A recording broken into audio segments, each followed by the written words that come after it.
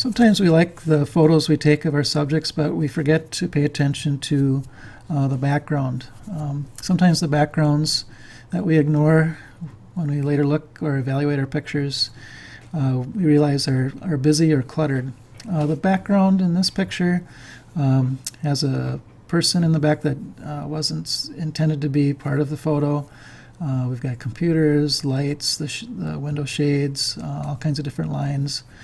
And so the background, I feel, is kind of cluttered and busy and is distracting from my subjects. Although my subjects are taking up quite a bit of the frame, excuse me with that, I got to undo, are taking up quite a bit of the frame. That's good, that emphasizes them, but there are some ways we can still use this photo yet de-emphasize this busy background.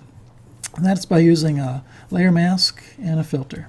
I'm going to go up to Filter, excuse me, and I'm going to try a radial blur. There's a lot of different blurs to try here. The iris blur is a new one. That's a good one. Sorry. I'm going to go to radial blur. I want to try radial blur for this one. And you can put a lot of blur on. I tend not to put too much on. A 15 is about good for me here. Yeah, maybe a little bit more. At about 19. And it'll have to render, which means Photoshop is processing that effect or that filter on the image. So I get that. So I want to cut through using a mask to reveal part of the original image, but keep the background blurred in a radial blur. So I'm going to go down here to where the layer mask tool is. I'm going to make sure my color chips have black on top, white on the bottom. Black hides the effect that I just did. White brings it back or reveals. All right. Increase my brush size. Make it fairly big. And I'm going to bring them back like that. Now I could go and zoom in and make those drapes or blinds in the back blurry. And maybe there's a chair in the background I could make blurry. If I zoom in and make my brush smaller, I could work on that. But you get the idea. You take a look at the layer mask, you see the area that I cut through to reveal the bottom using the black colored chip and brush. And so let's look at a before and after by clicking on the invisibility eyeball. So there's my before. I feel like the background is distracting, and here my emphasis, I think, is zoomed in more on my subjects. Now, I wouldn't have to use a radial blur, I just wanted to try that one. Here's another image. I'm going to do something similar. I'm going to put a different blur on this image.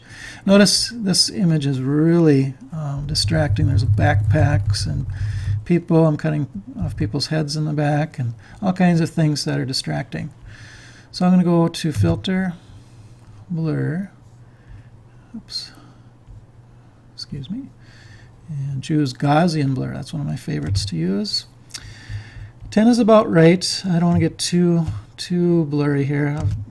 Somewhere around 10 is what I'm going to choose, but that's what your preferences are.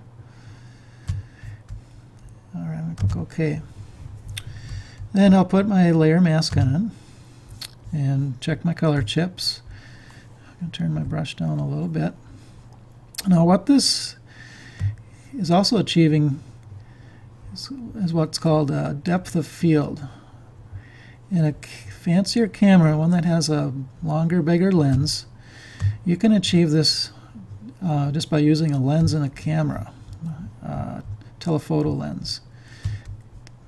Cameras with longer telephoto lenses can achieve this as well, where you can put your subject in crystal clear focus, but the background is blurry. Now, I feel like this is a better image. I could go here and use my white, click it or swap it, and bring that floor back to out of focus and touch it up more. If I took more time, it would be better yet. Let's take a look at before and after. You notice I've cut through to the bottom layer in my mask. I'll turn my visibility eyeball off to do the before. Very distracting background. And here I achieve what's called a shallow depth of field effect, where now I'm emphasizing just the subject. So a couple ways I've used blur. There's lots of other possibilities for you to try.